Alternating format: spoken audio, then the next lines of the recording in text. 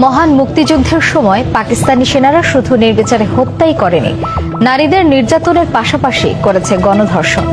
ধর্ষণের শিকার হওয়া সেই নারীদের মানবিক সহায়তা দিতে গর্ভপাতে এগিয়ে আসে বিদেশি চিকিৎসক দল। এক পরিসংখ্যানে জানা যায়, যুদ্ধ পরবর্তীকালে নির্যাতিত 1,70,000 নারী গর্ভপাত করেন, যা অনেকটাই ইতিহাসের নীরব সাক্ষী হয়ে আছে। প্রবাসীরা চান নতুন প্রজন্ম জানুক মুক্তিযুদ্ধের পূর্ণাঙ্গ ইতিহাস। যুক্তরাষ্ট্র থেকে লস্কর আল মামুনের 2 পর্বের ধারাবাহিকের প্রথম পর্ব।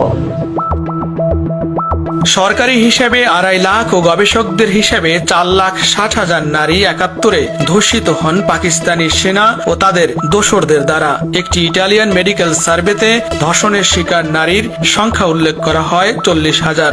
লন্ডন ভিত্তিক international planned parenthood federation IPPF এর হিসেবে এ সংখ্যা 2 লাখ।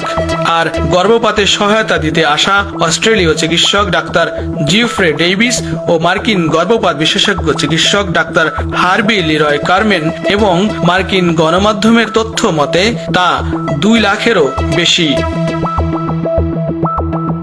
স্বাধীনতার পর 1972 সালে ধর্ষিতা নারীদের বঞ্চনা ঘুচাতে গর্ভপাত করতে এগিয়ে আসেন যুক্তরাষ্ট্র, অস্ট্রেলিয়া সহ বিভিন্ন চিকিৎসক প্রতিনিধি দল।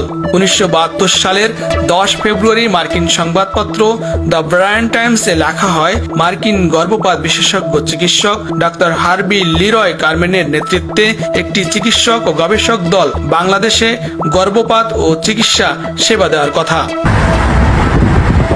2008 সালের 18 মে যুক্তরাষ্ট্রের বিখ্যাত লস অ্যাঞ্জেলেস টাইমস পত্রিকায় গর্ভপাত বিশেষজ্ঞ চিকিৎসক ডাক্তার হার্বি লিরয় কারমেনকে নিয়ে নিরাপদ গর্ভপাতের ডিভাইস নির্মাতা শিরোনামে প্রকাশিত প্রতিবেদনে তুলে ধরা হয় বাংলাদেশের যুদ্ধকালীন ধর্ষিত নারীদের করুণ চিত্র। একই সহায়তায় অস্ট্রেলীয় মানবিক চিকিৎসক ডাক্তার জিওফ্রে ডেভিসও আসেন। এক সাক্ষাৎকারে তিনি জানান, সে সময় ঢাকায় প্রতিদিন গড়ে অন্তত 100 নারীর গর্ভপাতে সহায়তা করা হয়। এক পরিসংখ্যানে জানা যায়, যুদ্ধ পরবর্তীকালে নির্যাতিত 1,70,000 নারীর গর্ভপাত করা হয়। নারী পুনর্বাসন কেন্দ্র কর্তৃক আমাকে 2 দিনের জন্য ধর্ষিত নারীদের তালিকা প্রণয়নের দায়িত্ব দেওয়া হয়েছিল। আমি ওই তালিকা প্রণয়নকালে দেখেছি যে কেবল ঢাকা সেনানিবাস থেকে কলেজ পড়ুয়া এবং বিশ্ববিদ্যালয়ে পড়ুয়া ছাত্রীদের যারা ধর্ষিত হয়েছে তারা এখানে এসেছেন। আমি দেখেছি তাদের করুণ পরিণতি, তাদের করুণ মনোভাব, যা না দেখলে বিশ্বাস করা যায় না বা অনুভব করা যায় না। কাজেই আমি চাই নতুন প্রজন্মের জন্যে নারীদের অবদানকে স্মরণ রাখার জন্য গবেষণা প্রয়োজন। ডক্টর হার্বি লিরয় কারমেন ও ডক্টর জিওফ্রে ডেভিস শুধু নিজেরাই এ কাজ করেননি, দেশের অনেক চিকিৎসা কর্মীকে প্রশিক্ষণও দিয়েছেন।